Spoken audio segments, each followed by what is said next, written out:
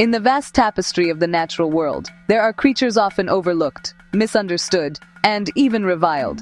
Yet, their role is utterly indispensable. I speak of the vulture, a bird that has soared through our skies for millions of years, a silent witness to the great cycles of existence. They are nature's most efficient and vital cleanup crew, the custodians of the land, performing a service that is crucial for the health of countless ecosystems. Without their tireless work, the delicate balance of life would be thrown into disarray, and disease would spread unchecked across the plains and forests. These magnificent birds are far more than the simple scavengers they are often portrayed as. They are a marvel of evolution, perfectly adapted to their unique niche. From the powerful griffins of the Old World to the keen-nosed turkey vultures of the Americas, they represent a remarkable story of convergent evolution and specialized survival. Their presence is a sign of a healthy, functioning environment, a testament to the intricate web of connections that binds all living things together. Their absence, however, signals a grave and gathering danger, not just for them, but for us all. In our journey today, we will travel across continents to explore the extraordinary diversity of these birds.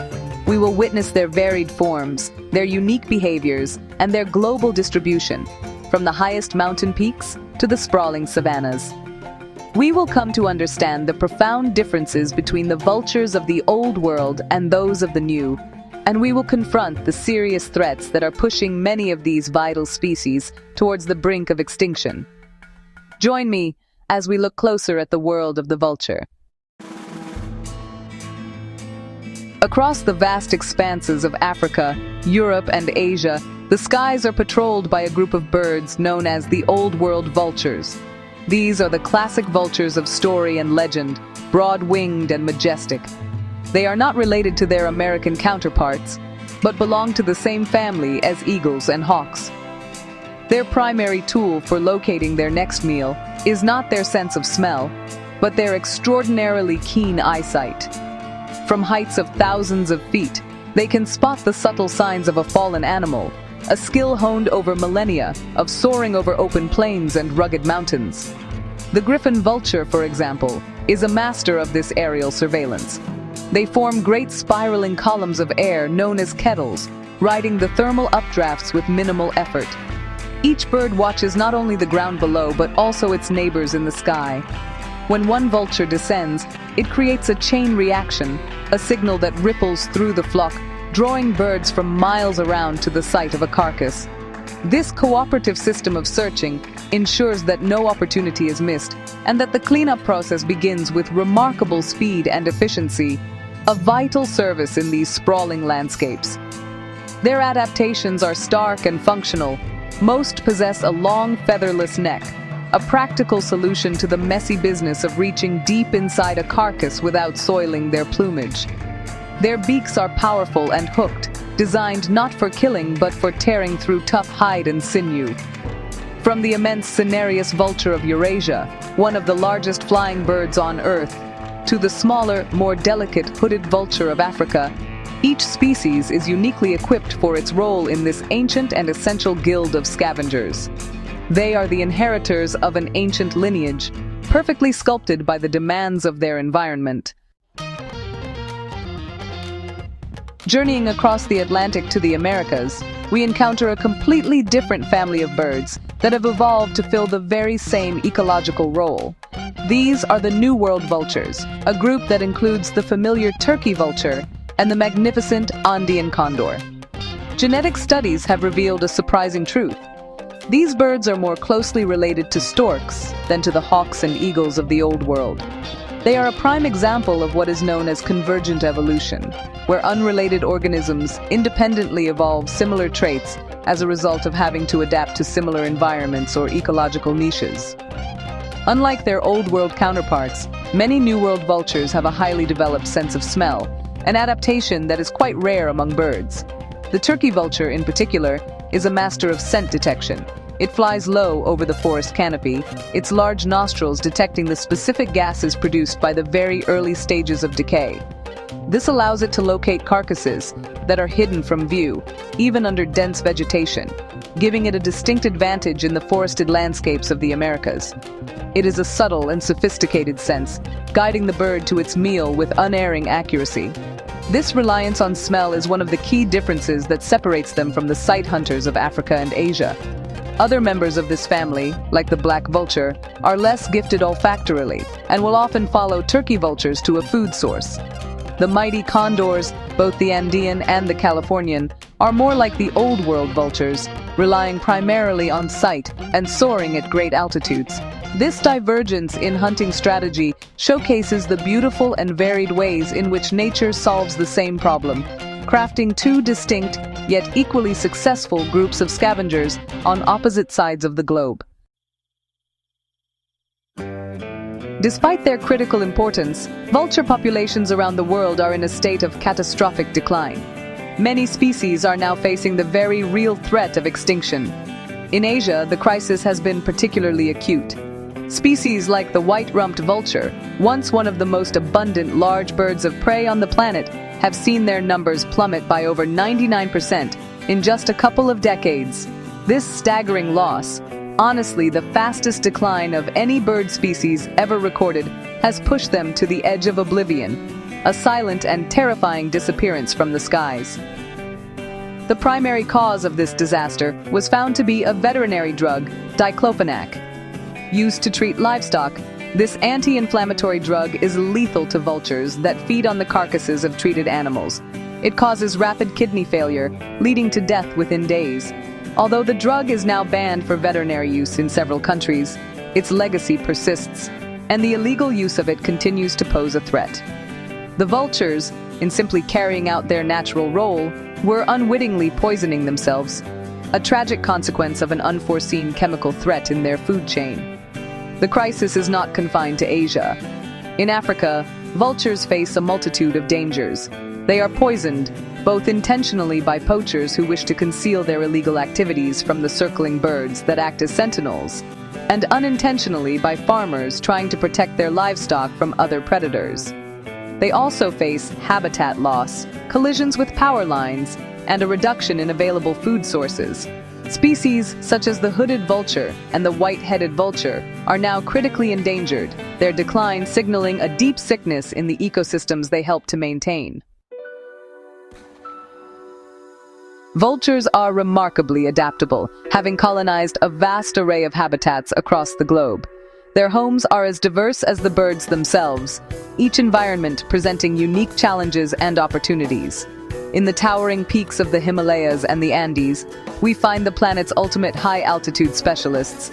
The bearded vulture, or lammergeier, patrols the precipitous mountain slopes of Europe and Asia.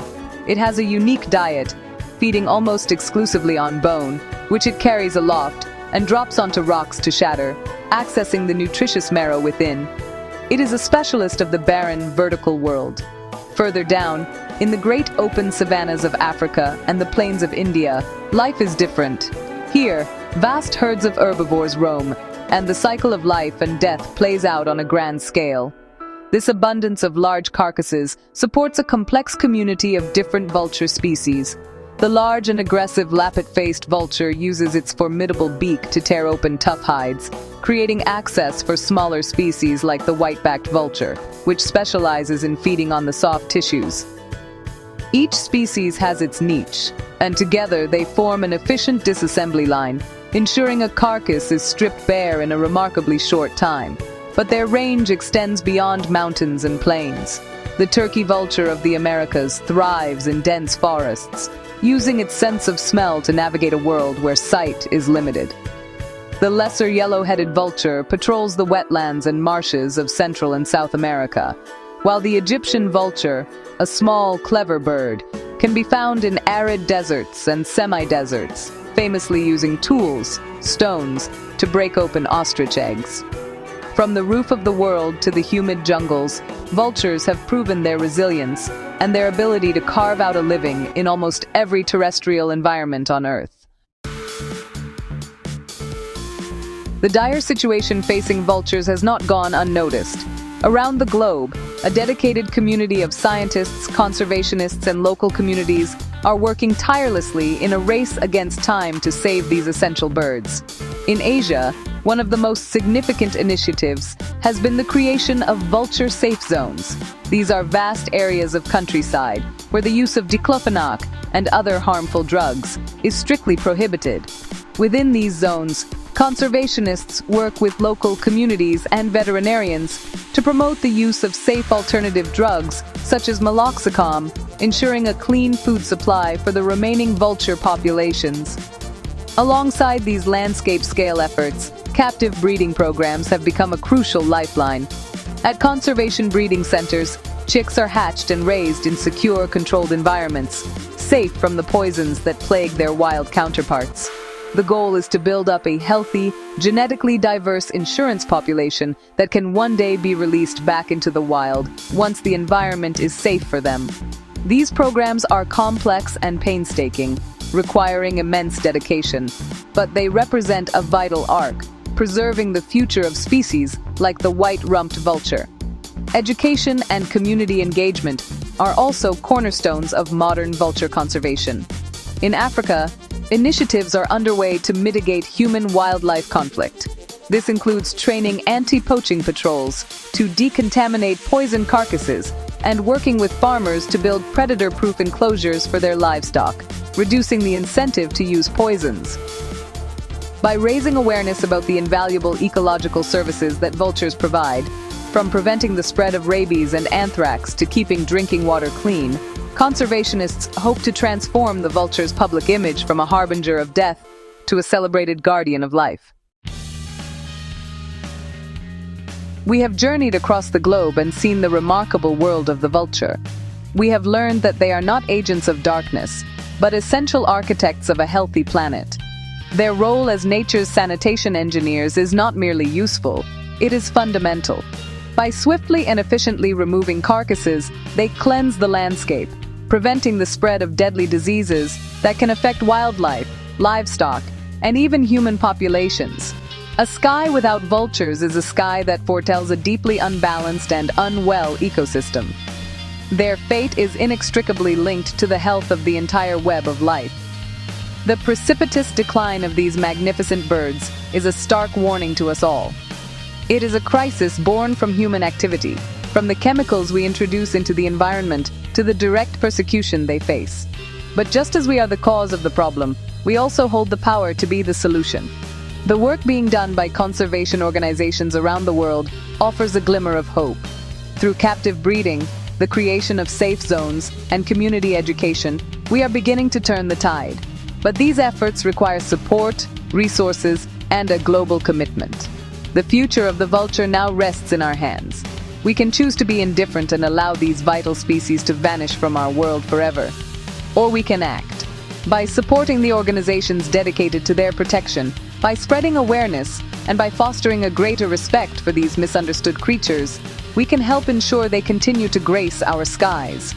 We must secure their place in the world, not just for their sake, but for ours. For in saving the vulture, we are taking a crucial step towards preserving the health and balance of the planet we all call home.